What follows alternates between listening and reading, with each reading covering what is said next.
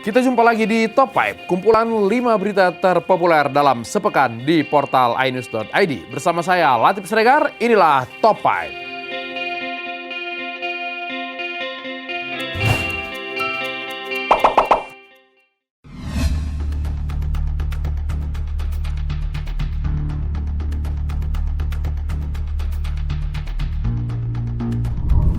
Jumlah pasien positif corona di Indonesia menembus angka 100.000. Tetapi dalam pekan ini juga Indonesia mencetak rekor dengan jumlah tes spesimen terbanyak di atas 30.000. Ini sesuai dengan target yang disampaikan oleh Presiden Jokowi bahwa Indonesia harus mengetes dalam satu hari 30.000 spesimen minimal.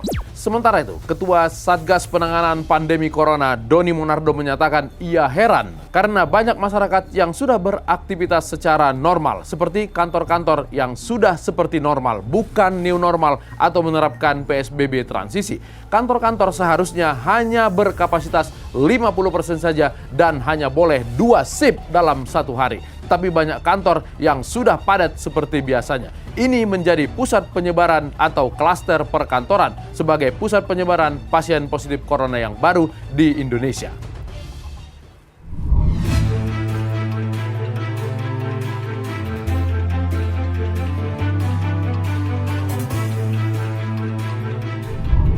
Bio Farma dan Fakultas Kedokteran Universitas Padjadjaran Bandung membuka pendaftaran relawan untuk uji vaksin fase 3.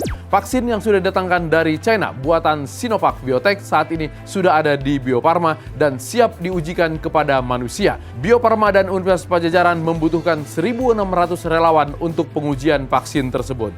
Pembukaan pendaftaran sudah dilakukan dengan beragam variasi seperti persyaratan usia dan kesehatan. Universitas Padjadjaran tidak akan memberikan uang kepada para peserta uji vaksin tersebut, tetapi memberikan asuransi jika ada gangguan kesehatan kepada para peserta. Vaksin tersebut akan mulai diuji pada bulan Agustus dan diperkirakan akan selesai pada Januari 2021. Jika berjalan dengan baik, maka vaksin bisa diproduksi pada Januari 2021 nanti.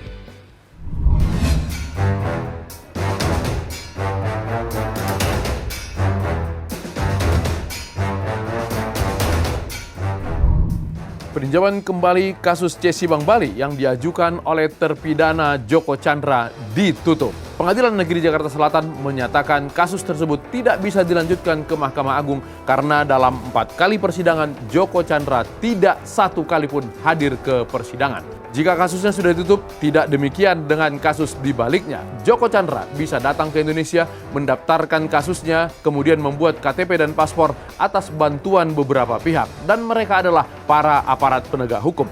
Jika sebelumnya Brigjen Prasetyo Utomo, pejabat di Bareskrim Mabes Polri, sudah ditetapkan sebagai tersangka, kini bersih-bersih dijalankan di Kejaksaan Agung. Kejaksaan Agung memberhentikan Jaksa Pinangki yang diketahui berfoto bersama dengan Joko Chandra. Jaksa Pinangki diketahui pernah bepergian ke luar negeri bersama Joko Chandra.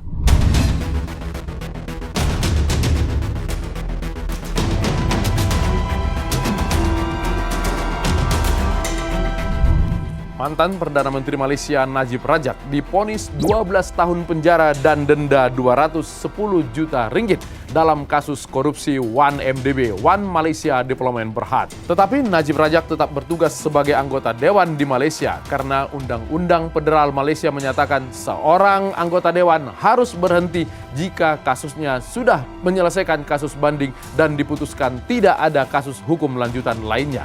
Undang-Undang Federal Malaysia menyatakan seorang anggota dewan bisa diberhentikan jika nantinya diputuskan inkrah bersalah 1 tahun penjara. Najib saat ini masih menunggu putusan banding berapa besar hukuman yang akan dijatuhkan kepadanya.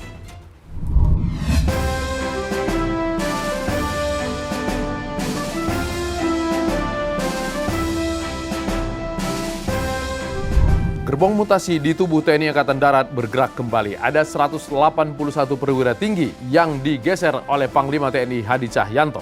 Salah satunya adalah Panglima Kodam Jaya Maijen Eko Margianto. Eko dipromosi menjadi Panglima Kostrat menggantikan Letjen Besar Harto Karyawan. Dengan promosi menjadi Pangkostrat tersebut, Eko akan meraih bintang 3 dengan pangkat Letnan Jenderal. Karir Eko tergolong cemerlang. Ia adalah alumni Akmil Angkatan 89. Ia pernah bertugas sebagai Komandan Pas Pampres Grup A yang mengawal langsung Presiden. Posisi Komandan Pas Pampres ini banyak memberikan jabatan baik kepada para pejabatnya, seperti mantan Kepala Staf Angkatan Darat Subagio HS dan juga Doni Monardo yang pernah menjadi pejabat di Dan Pas Pampres tersebut.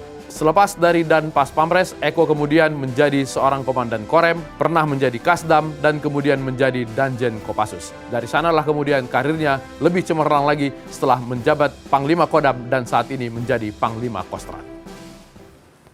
Itulah 5 berita terpopuler yang kami rangkum dalam Top 5. Baca terus portal inews.id untuk mendapatkan berita-berita informatif dan inspiratif. Tayangan ini dapat Anda saksikan di channel YouTube iNews Portal. Saat ini kita sudah memasuki new normal, tapi tetap jalankan protokol kesehatan dengan ketat.